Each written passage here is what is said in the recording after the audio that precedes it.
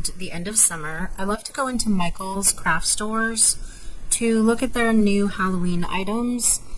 They often have new collections every year of different decor items and that type of things, all around the theme of Halloween and spooky things, which is definitely my vibe. And something I noticed this year that I hadn't really seen in years past, which was very exciting to me, was that Michael's is also offering a lot of do-it-yourself or craft projects that are also Halloween themed. I looked both in-store and online and saw that many of the new things that they came out with were different styles of projects all around some sort of spooky skeleton, Halloween, October type of, thing. And I thought it would be fun for me to pick up several of their different craft items, craft kits, and to do videos on trying these things out because they look like a lot of fun to me, and I thought it would be interesting to try things I hadn't done before, and also to report back to you guys on what it was like making the projects. Was it easy? Was it fun to do? Was, everything included, easy to use, etc.? And did I like the outcome? So the first one I am taking a look at is this diamond painting kit. I've never done a diamond painting before. I've seen the kits everywhere, but I never really had an interest in picking one up and doing them for myself. But these diamond painting kits that Michael's is offering, like I said, are themed for spooky season, and I thought it would be really awesome for me, because I love that type of stuff, to try doing a diamond painting with this type of theme.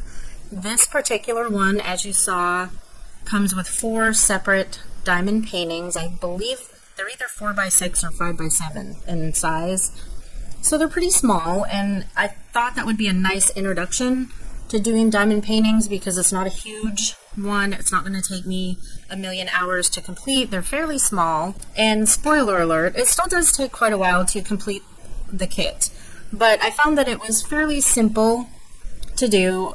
I understood what to do immediately. The directions are pretty straightforward, and they provide you with everything you need to do the diamond painting. So what is contained in the kit are 4 canvases with the diamond painting layout instructions, that kind of thing, on the canvas. So like what beads you'll be putting where. It comes with a long strip of the beads and their associated numbers so that you can find them. There are packages of individually packed colors of beads, or diamonds, I guess, whatever they call them, diamonds, I guess. They're not really diamonds, obviously. So each packet has a label on it for the corresponding number of the color.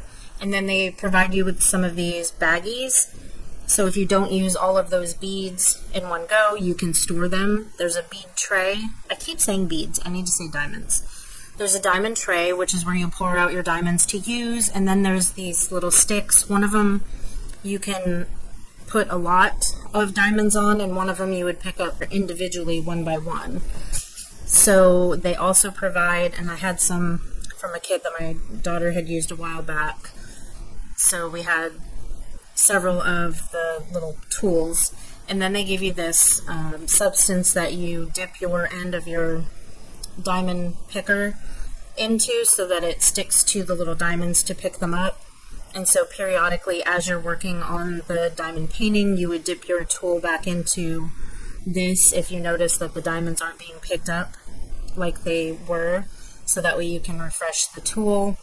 This is pretty much everything that the kit comes with. Like I said, this one, there were 4 separate diamond paintings included, and I wanted to do the Raven, and I figured that would be a neat one for me because I love Edgar Allan Poe and the Raven, and it was the one in the kit that kind of spoke to me the most. So as you can see here, I'm cutting apart all of the packets of individual colors of the diamonds. They have them in this one long, basically, packet of individual packets, and I figured it would just be easier to cut them with scissors. I think they're perforated, but you know how sometimes that works when you try to tear open a perforation and it opens and everything goes everywhere. So I just use my scissors and I cut each individual package of diamonds so that way I had all of them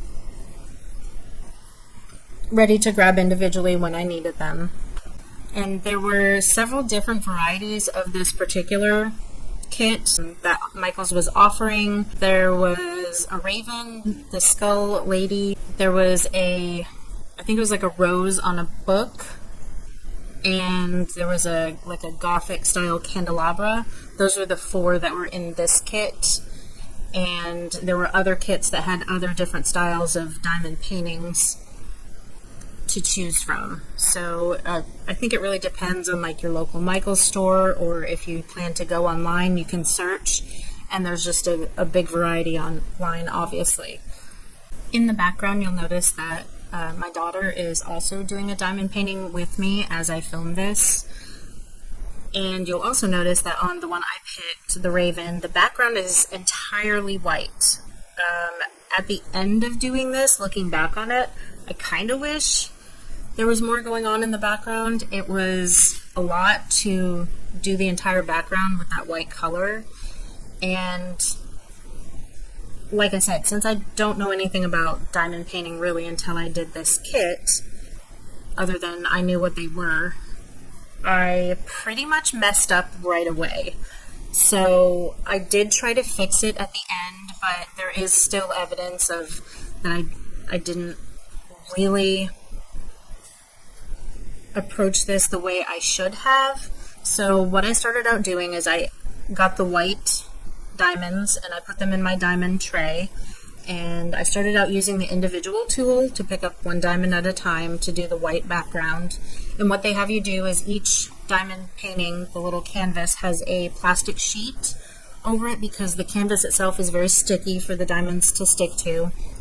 And what you're told to do is to peel back the part of the plastic that you're working on, and then you can put the plastic back over it and peel up another part. So that way all of the sticky parts of your painting are protected while you're working on it. So that way when you get to that area, the diamonds will still stick. So it looked to me on this particular diamond painting that in the background, the white beads, which I have only white beads for the background because that's the only thing that they asked for you to use, and number one, I poured out way too many. I thought all of the diamonds in the background were basically a straight line across the background, I guess, if that makes sense. So it looked to me like each individual line of diamonds in the background was a straight line. And so I thought that by picking the multi-tool, the one that picks up multiple diamonds at once, that would be the best approach, because then I could quickly get through the background and I could do more diamonds at one time than just doing one by one individually. As we'll quickly learn, this was not the best approach. And I didn't figure out why it wasn't the best approach until much further into the process. But as you'll see here at the beginning, I am putting the diamonds on the multi-tool and stamping them down into straight lines, starting at the top corner of the diamond painting. And I figured I would just go ahead and do that for the whole background. But as I started to get going, I realized that, number one, when you use this multi-tool, sometimes it doesn't pick up all the diamonds in a row. As you can see, it didn't pick up enough diamonds to fill the entire base of the tool. And so you'll have to go back and fill in that as you can. Maybe it's because I'm a complete beginner and I don't know how to do that correctly. Number two, when you go to lay down all the diamonds in a row, it's actually very, very difficult to try to line that tool up enough so that it lays the diamonds in a straight line. Mostly I found that my diamonds were going either slanted up or slanted down, and I was not having a very easy time of getting them to lay in a row. Now when I put the diamonds down individually for the areas that I used the individual tool, I found it was much easier to do a straight line than it was with the multi-tool. So some of the diamonds started going wonky as I tried to lay them in straight lines. And it started to catch up with me the more of them I put on, because I was not able to keep that multi-tool placing the diamonds in a good straight line. So I do go ahead and continue, and then I kind of switched over. Once I found I was struggling with that multi-tool, I switched over to the individual one to try that, and I was still pretty much going with the straight line theory, and that's number 3 where I really messed up. Because once I got into placing the diamonds, and I found that it was much easier and nicer to place them completely over the black dot, which for this, either you place it over the black dot, that was to indicate that that was the color white. It had a little circle with a black dot in it, or on the raven itself, each color had I think it was a letter, a symbol, a number, or whatever that. If you place the diamond itself directly over that middle symbol telling you what color, then it would be placed so that it matched the pattern. What I discovered in doing this is that the pattern is not exactly straight. So using that straight line tool put them out of alignment so that there were gaps in the diamonds once I finished. And by this point here where I was at, I was really unhappy with how it looked, because I felt like you could see the gaps clearly and it didn't look right, and I couldn't figure out why. And like I said, it wasn't until much later on when I started placing the individual diamonds with the individual diamond tool, I realized, oh, I don't like it because there's gaps, and the gaps are because these diamonds are not necessarily all in a straight line, even though it looked like it. Some of them are staggered a little bit to give it more of a, I want to say maybe like a mosaic type feel, and I liked that look a lot better. So what I ended up doing is I did go ahead and complete the entire background in white. I didn't really do much more of it past here using the multi-tool, just because of what I had talked about. Like when I did the other side, I used more of the individual tool, and I placed the diamonds directly over the symbol in the middle of the circle, and discovered the placement was much easier. It looked much better. They blended together much better, so there was more of a seamless pattern, and you didn't see gaps that made it look kind of strange. And I had to go back at the very end, and I fixed my mistake. I added some diamonds where there actually weren't diamonds to fill in that gap in the pattern, and then at the very end I actually moved some of the diamonds around in that area to put them basically more where they were supposed to be, so that the pattern looked better and it didn't look like something was done incorrectly. So for being a beginner and not knowing that part of things, I was kind of disappointed in how it was looking, because I knew it looked bad and I knew it was my fault because I didn't know how to do it correctly, and I decided I didn't want to leave it like that ultimately, because I wanted it to look nice. I could, put it in a frame at the end and display it, and I didn't want to display it with it looking awful. So I kind of moved on the diamond painting from left to right. So I pretty much did all of the background on the left, and then I moved to the raven, which is pretty much in the center of everything. And then after I did quite a bit of the raven, I moved on to doing the white on the right side of the canvas to finish everything up. So the middle part, I found it to be much easier. Number one, because there was several colors of the diamonds that you were doing there. So I only used the individual tool, and I would open a color. I would find all instances of that color, and I would put all of it down at once and then move on to another color. I found that this had a pretty good rhythm for getting stuff done and made sense to me, and then I could place the diamonds exactly where they were supposed to go and make it look the way, it was printed to look correctly. Basically, the strategy I used was to open a packet of colors, pour it out in the tray, use that color, put that color away into a storage bag, and move on to the next color. and just go through and do it that way. I found at times it was kind of, I guess I would say like soothing or like just meditative, relaxing. And at other times it was very tedious and kind of boring.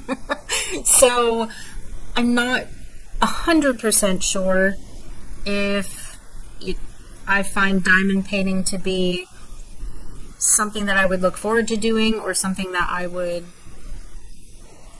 choose to do a lot of times, because I did go back and forth between that. Okay, this is kind of relaxing and fun, and then other times I'd be like, oh my god, this is so boring. Just dot after dot. I guess that would be what it was like for people that did pointillism and painting, where they just painted using little dots instead of brushstrokes. Don't know how they did that, because if this is what it was like,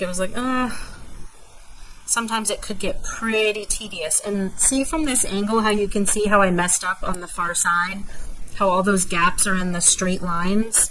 As I started getting into doing this white area over here and placing the dots individually, you can see more of the mosaic type pattern that is emerging, and it looks so much better. This is when I discovered what I had done wrong on that other side, where I had tried to just go ahead and do straight line, straight line, straight line, and it's not necessarily set up that way. There are some of the diamonds in the pattern that are offset a little bit on purpose, and it creates this more seamless design. So you can really tell the difference between what I'm doing on this side of the bird as opposed to what it looks like over on the other side with all those gaps that I don't like. And if you stay tuned to the end, you'll see how I attempt to fix them, and I'm okay with it now. I'm okay with it. I don't love it, and I will never do it that way again, but I do think that I fixed it enough to where it's good enough to put in the frame and display it like I had been planning on. With my ignorance of being a newbie diamond painter aside, I do think the kit is a great kit. It's Michael's Maker's Place brand, and it has everything that you would need in order to complete the diamond paintings. You don't have to go looking for other supplies or items or anything like that. The directions are pretty clear cut, and it's easy to understand how to complete the painting and how to do the project basically just from what they give you. The tools that they give you are good. The canvas was sticky enough for the diamonds to stick to. I didn't have any issues with diamonds trying to come off or anything like that. The process was pretty simple, and I didn't really see any issues with the kit itself at all. And I love the fact that it has that vibe of Halloween spooky, that they did a whole collection that was just diamond paintings with that vibe. I think that's super fun. And if you're looking for a do-it-yourself project for this time of year, and you can actually put it in your house to display it during the spooky season, this is a great option if you're wanting to try diamond painting. So I thought that was pretty cool. And as you can see now, even more the pattern emerging, it is much better. So I found it was way easier to fill in everything here just going by the dots themselves, and that's pretty much what I did here. I did find that even though they included that multi-diamond tool, I didn't really love using that. Like I said, it was kind of a little bit more difficult than just doing the individual ones, personally, in my opinion. I finally finished that all-white background, and I wonder if I did one of the other diamond paintings that came in this kit that had more like variety in the background, if it wouldn't have been quite as boring, because just doing that one white color for what felt like forever was definitely not the most fun thing to do. But I did finish that background, and then I got to work on the raven itself, and for this it was much easier because you're kind of switching back and forth between different colors, which makes it more interesting. So we're going to finish the raven part, and at the end I will show you the way that I fixed that side that looks wonky. So let's go ahead and play some music while I complete this raven.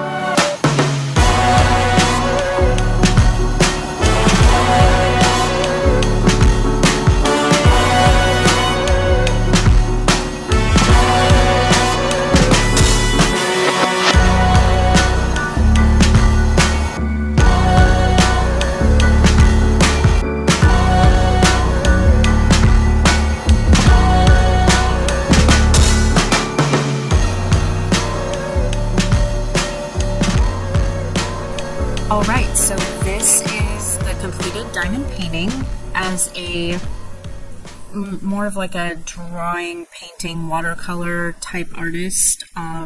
This was interesting to do, and I liked the outcome for the most part.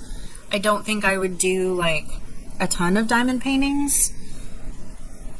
I would rather myself do something more like coloring or, you know, just work on my own art. But it was kind of fun to try it out and see what all the hype was about, because I see diamond paintings, you know, the kits everywhere in all kinds of stores. So it was fun to try, and I hope you enjoyed this video.